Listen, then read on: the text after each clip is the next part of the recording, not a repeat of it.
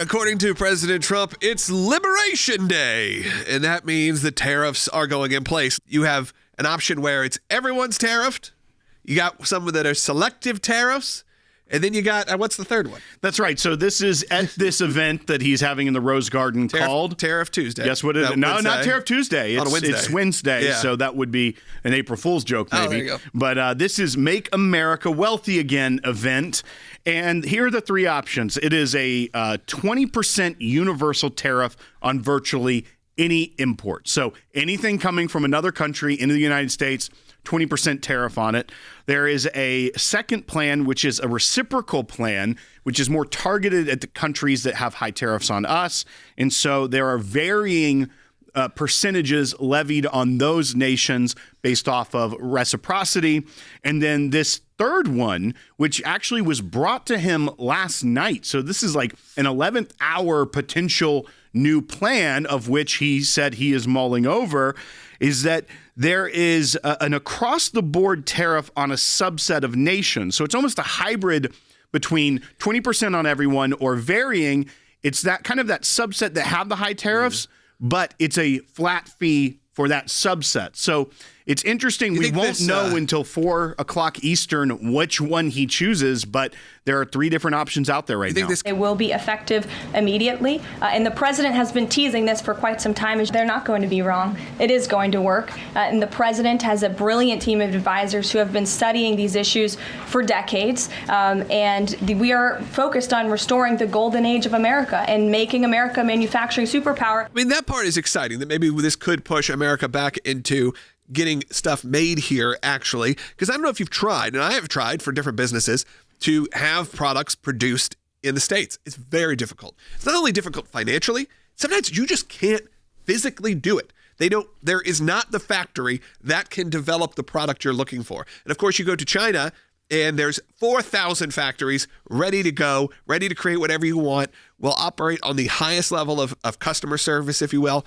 Where in America, I remember we tried to get something done. It was the factory that could do it kind of like brushed us off, would barely even have the conversation, not worth their time, or they want to charge you something absurd.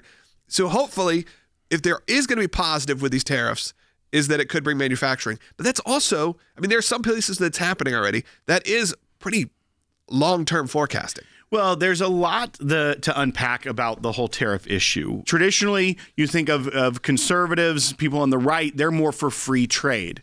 And that's nice in theory.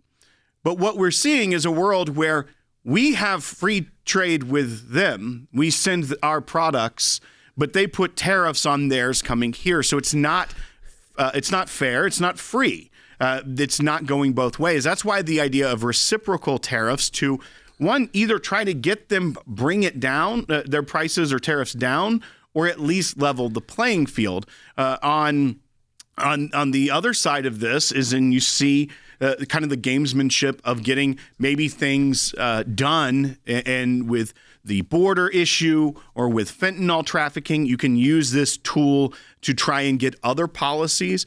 But then there's also the other aspect of this, which is the manufacturing part, where when things that we bring in aren't hit with a tariff, they remain low. So the demand for imported goods from another country, the demand here, because they're made more cheaply, is higher.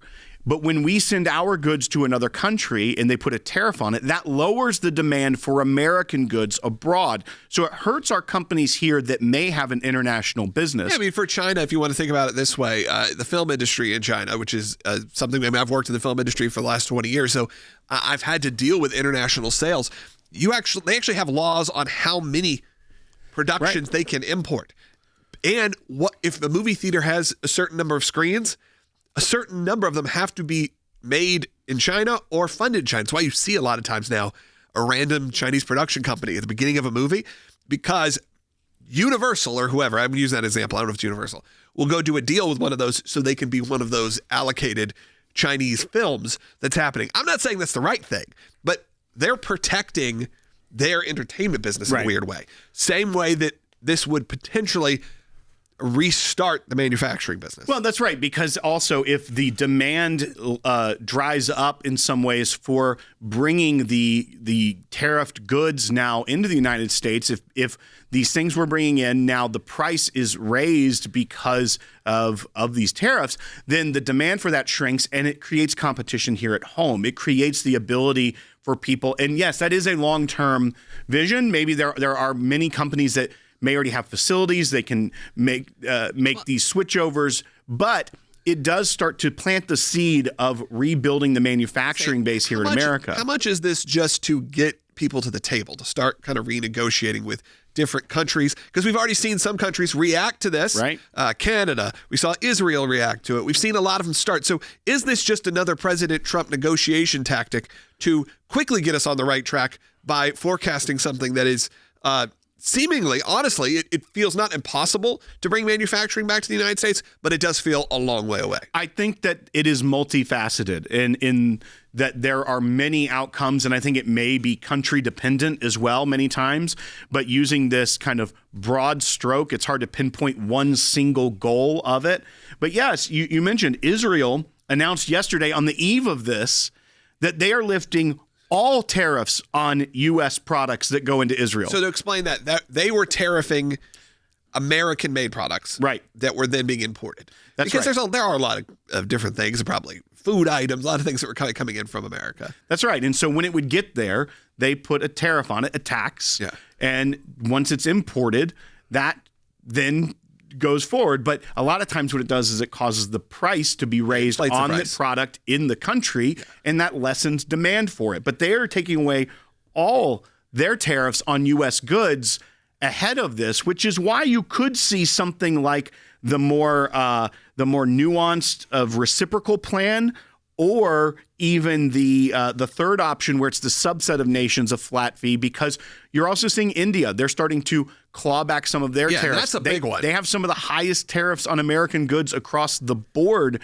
and some of them 150, 250%, and they are starting to draw that down, which will create more demand for those products as prices go down in India, which ultimately benefits American companies. And understand, President Trump has said at 4 p.m. Eastern, he's going to be announcing what this is. We may know beforehand. Sometimes you find out a little bit before of what the decision is being made, but it goes into effect, according to their team, immediately. So this would be something that is on the books tonight, gets to work.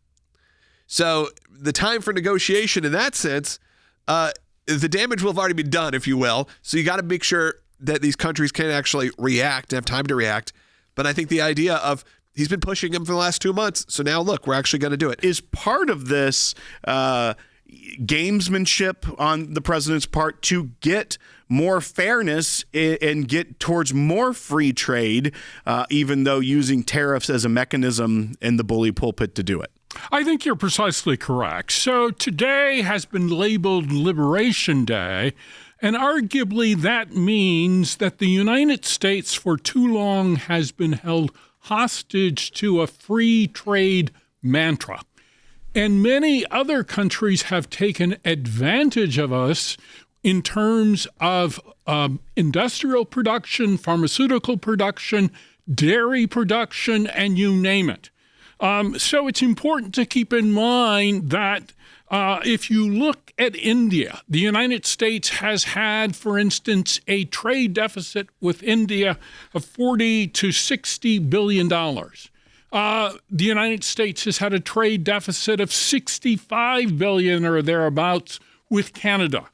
The United States has, at least according to Global Finance magazine, and I have yet to check this against a third party, the trade deficit with China has surged to $1 trillion. That is an astronomical number, if true. That means that the U.S. industry, in a wide range of departments, has been hollowed out and is in the process of being hollowed out.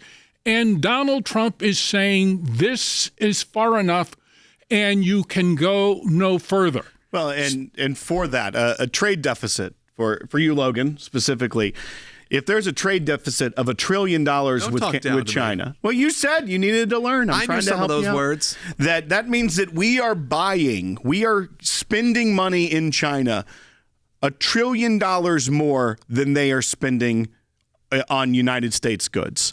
So therefore, we are enriching China at $1 trillion more than they are spending on U.S. goods. That is shocking. That is a shocking figure. And even when you talk about $65 billion deficit with Canada and things of that nature, that shows why, and what President Trump talked about in the first term, that we are beholden to foreign investment, that we cannot operate without buying goods from other nations. And he has been trying in this first term, and now he feels like he really has the mandate to try and resolve this. This is one of those issues that you would think there could be some bipartisan support, and maybe it would even moderate his rhetoric about it some. If people realized, yes, we don't have a manufacturing base here. We do care about the middle class of America that built this country that has been wrecked by shipping all of the manufacturing jobs overseas. That this really could be a good thing for the American people long term to not only depend on foreign goods to make our economy work. I think that's precisely correct. And one of the things that Democrats don't seem to understand, because they love billionaires, is that the average American household earns about $66,000 per year. And many of these workers have been decimated by losing their jobs, or alternatively, if they can find a job, only at lower wages. Also, keep in mind that while we have been running these huge trade deficits, what has the Biden administration done?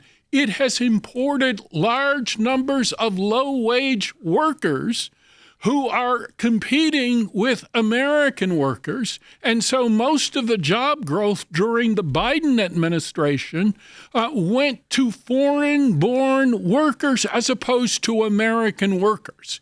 And so it's really strange to think that it takes a billionaire in office, Donald Trump, to understand that American workers have been hurt massively over the past 15 to 20 years.